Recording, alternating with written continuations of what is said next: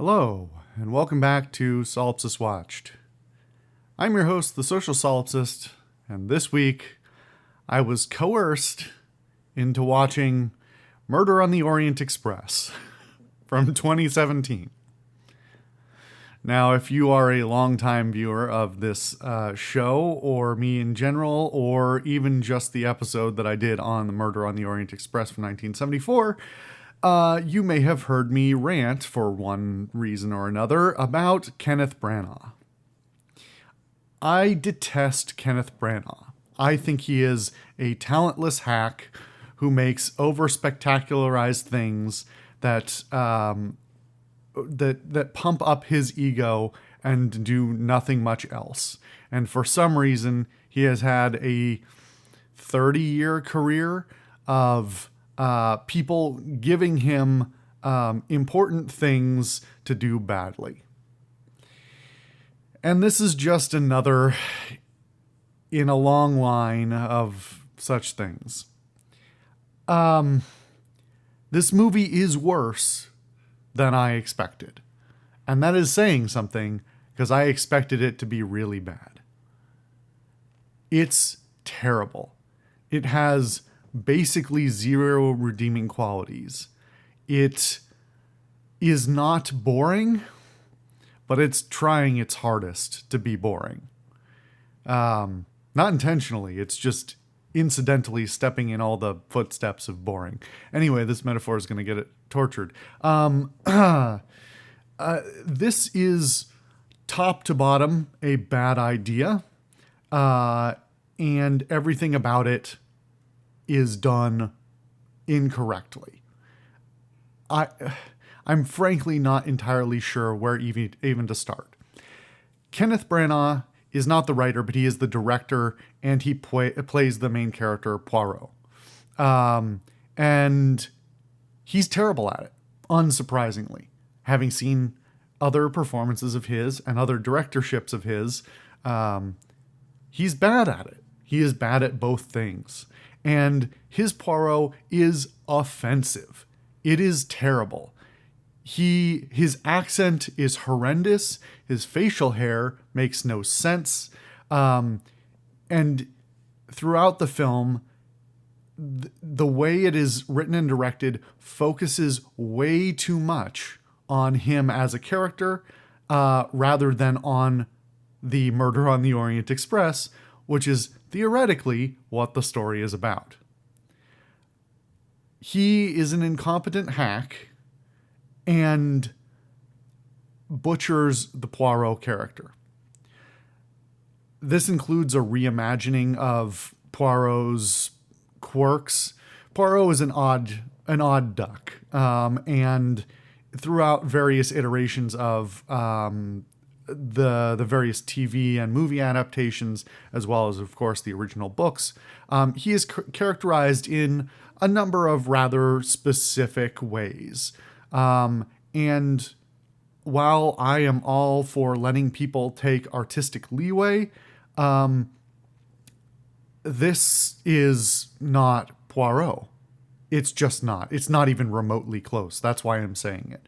This is not the Belgian gentleman detective. This is a quippy wannabe action star with God, the mustache is so bad. Nobody has facial hair like that. It's not a thing. Not like, even the guys who grow their mustaches professionally don't do shit like that. It's so stupid. I can't stand his stupid face, and I can't stand his stupid mustache. But that is a side point to the fact that this is a Poirot who just is there to show off. Either he's showing off his intellect, or he's showing off his martial prowess, because he gets into multiple fights and chase scenes in the Murder on the Orient Express, a story that is notoriously basically a bottle episode where nobody can leave the train. They just completely fabricate entire plot lines and parts of the story that are completely unnecessary, other than to be flash and fanfare so that Poirot gets the chance to do one more thing and look like a cool guy, which is not what Poirot is about. Even in various iterations where Poirot is clearly the central character and the world sort of revolves around him, he's sort of a kind of a weirdo, and he doesn't make a big fuss about it. And so to have all of the character versions of the character that have existed previously be gutted in favor of this what I could basically describe as a dandy with some minor feigned obsessive compulsive disorder quirks it's stupid. It's just unbelievably dumb. It's not a character at all, and I don't know how much of that was in the script or how much Branagh made up, but it's terrible. He's too flashy. He's too out there. He's not a detective. He's trying to be a weird action hero, and I don't understand. Structurally, it mostly follows the same plot as various other iterations. But it immediately gets into problems because it merges and changes certain characters. And while I'm aware that both the 1974 movie and the 2001 the 2010 version from the TV show also merged and changed some characters. This goes to another level where it seems to merge certain characters solely so there can be additional conflict and additional need of an action scene or something like that, or tension that's brought out of nowhere that doesn't need to be added because this is not supposed to be an action movie. And so by merging a couple of different characters, they, instead of simplifying it as most of the other adaptations of various Agatha Christie things do, because they are long books and adapting them to a 1.5 to 3 hour screenplay is difficult. Rather than simplifying things, this one decides to just make it another way to add another layer of tension, which is terrible and unnecessary and really belies a problem throughout the whole film with the tone and with who this is seemingly made for. Because there's no reason to remake this film right now, or make another adaptation of this. Nobody was really clamoring for it.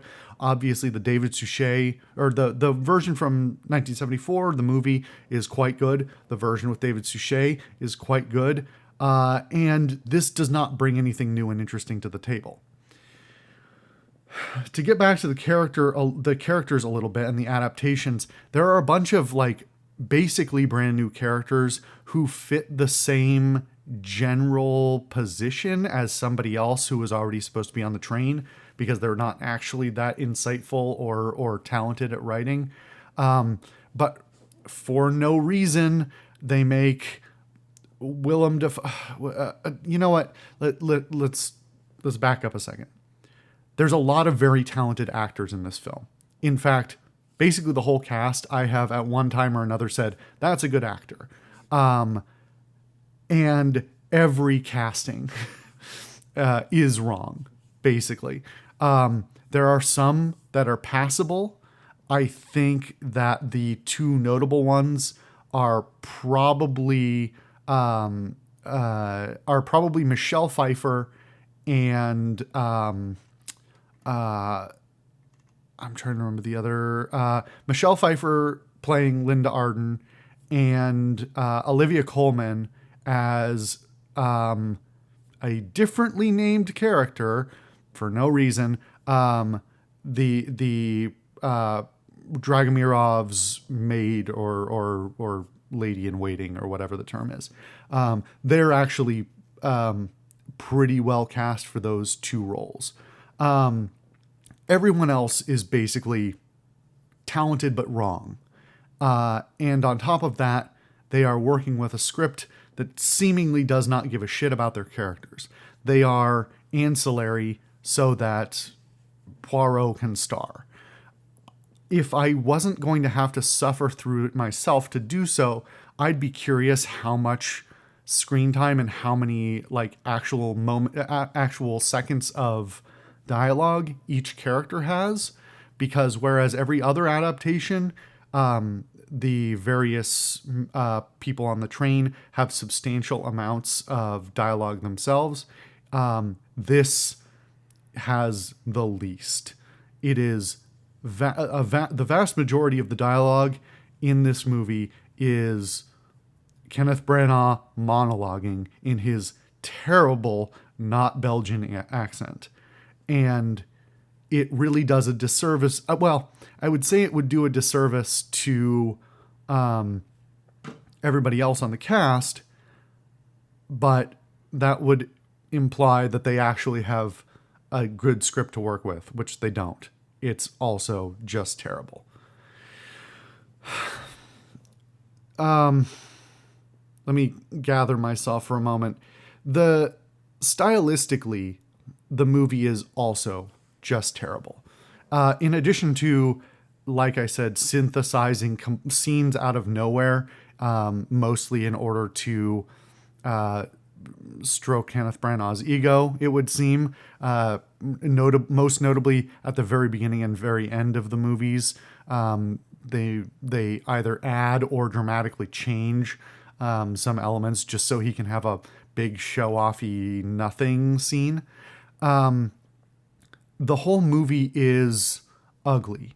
It's ugly in, as was noted while we were watching it, this looks like the Polar Express, which is about the most damning thing you can say about a movie, especially in the current day and age where CGI has gotten to the point where you have to try kind of hard to make it terrible.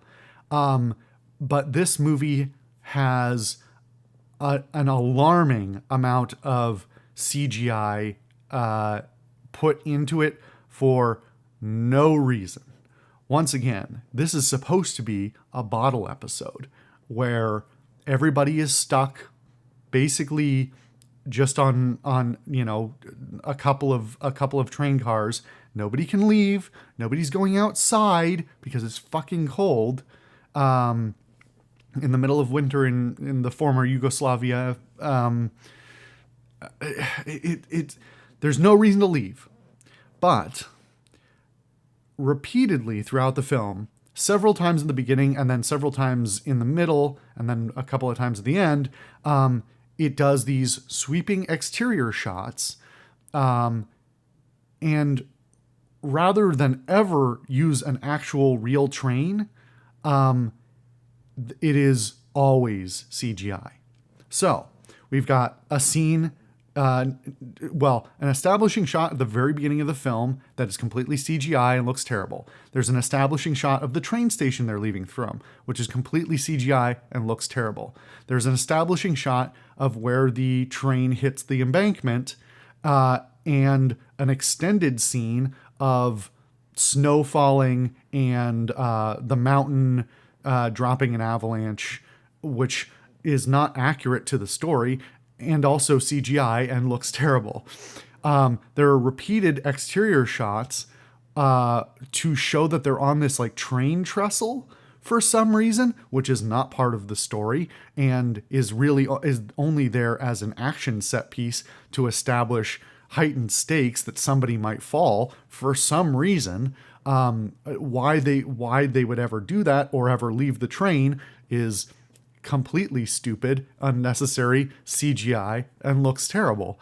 And then that is reestablished several times for action scenes, and then near the end, during the final confrontation, which for no reason they do outside instead of in the train where it is supposed to happen, because they wanted to make it CGI and look terrible. It's completely baffling.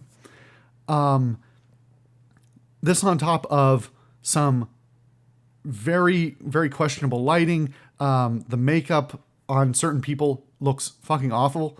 In particular, Penelope Cruz, they can't decide if they want to make her look pretty or frumpy. That gets into casting problems yet again. The costumes, which waver from acceptable to completely absurd to anachronistic, and it's just bizarre all around in the visual fidelity.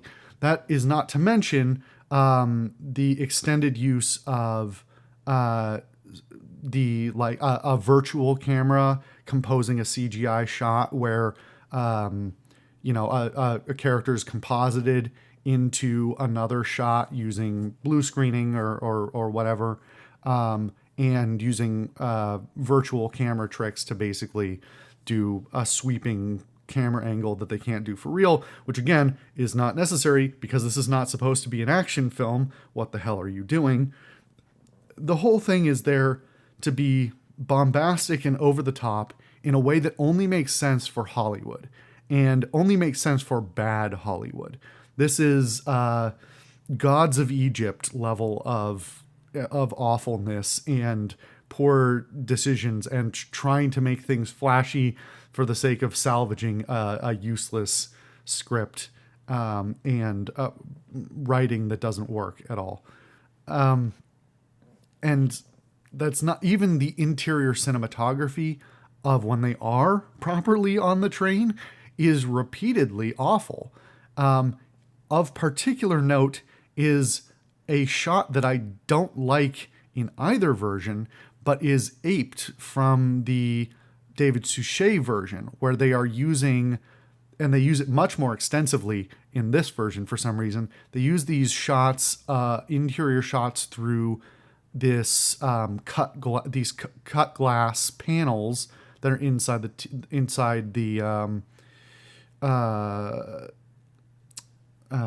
the train, and they're there so you get like two angles.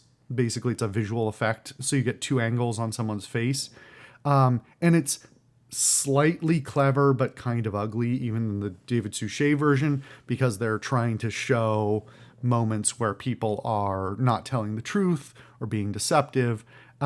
Meanwhile, in this version, it just seems to be used as a visual flourish for no reason, because they can't figure out how to do any sort of interior shot that isn't dull as hell. And to cap it all off, because Kenneth Branagh is a hack who thinks he likes cinema but doesn't actually have any talent, it is repeatedly full of weird extended shots that might be considered oneers. But as I continue to rant about on this show, oneers don't mean anything if they aren't actually impressive. The reason for a oneer is not to say, oh, look at my big dick. I did the longest shot possible on this because all of my directorship is perfect and I was able to, make everybody say their lines right. A long shot is not impressive. It just means you tortured your actors until they got it right.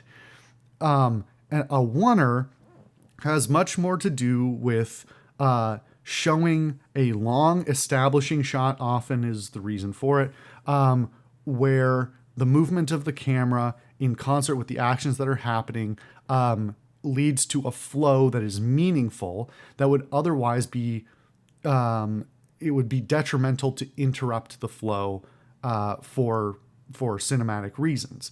I'm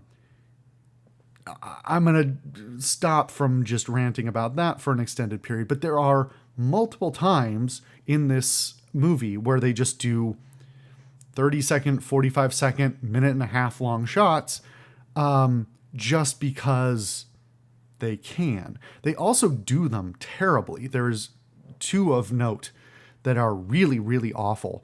One, when some of the characters are initially getting on the train and they have this shot where the camera, they are walking on the interior of the train, but the camera is following them from the exterior of the train. So it is constantly being interrupted by the windows because it's looking through the windows. So it's the frame of the windows which are not small, this is not some like giant glass panoramic train, is interrupting the shot all the time. It's just ugly. It has no reason to be there. It's just a prestige thing for absolutely no reason whatsoever.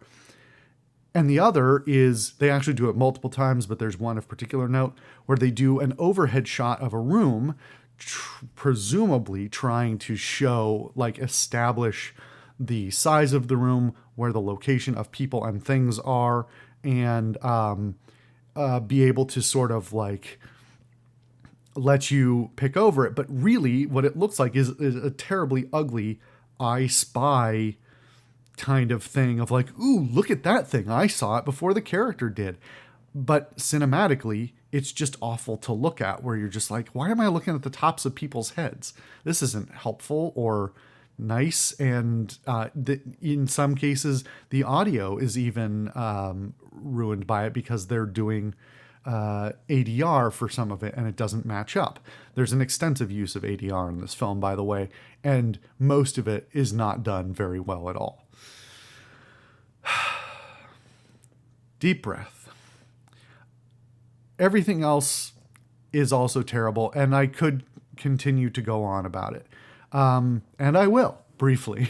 The sound editing is bad. The music is questionable at best. It's fine. It's usually not disruptive, but sometimes it is. And that's the worst thing that music can be, is disruptive in a movie. The editing makes no sense because of... the editing is really all over the place. The pacing is up and down for no reason whatsoever, because the script is disjointed and can't figure out whether it's trying to add tension or remove tension, whether it's trying to be a scene of gaining information or a scene of like some exterior threat that, yet again, was probably not in the original thing, but is established here only to heighten tension to the whole thing. And then it is randomly interspersed with action and chase scenes that don't exist in any of the original content or adaptations, because there is no reason for it. These are all, to me, symptoms of some misguided belief that a modern audience doesn't want to sit for a true mystery, the likes of an Agatha Christie. And to that, all I have to say is, if that's the case, don't remake an Agatha Christie novel. It's just not, there's no reason to do it. Just don't do it. There was no reason for them to make this. It is made poorly. It is cast poorly. It is an ego trip for the main actor and director, Kenneth Branagh, who I will once again reiterate should not be given access to meaningful cultural items, because he will irreversibly damage or destroy them. And the fact that after this one, it did well enough to get a sequel, that being the Death on the Nile movie that came out whenever that came out, which I just remembered is also set up right at the end of this film. At the end of this film, not even in a post-credit scene, he's literally like, somebody walks up to him and he's like, "You want to go do Death on the Nile?" And he's like, "Sure." Oh, that was the final spit in the eye. Don't watch this. It's awful. And Kenneth Branagh is awful. And I'm probably going to end up being coerced into watching that one too. Yeah. Thank you for watching another episode of Solipsist Watched. I appreciate you being patient with me while I just rant about how much this sucks. If you have a strongly differing opinion or the same opinion, please let me know. But I really feel like this whole movie only went to fuel my beliefs that much more strongly. Fuck Kenneth Branagh. I've been the Social Solipsist, and I'll see you guys next time.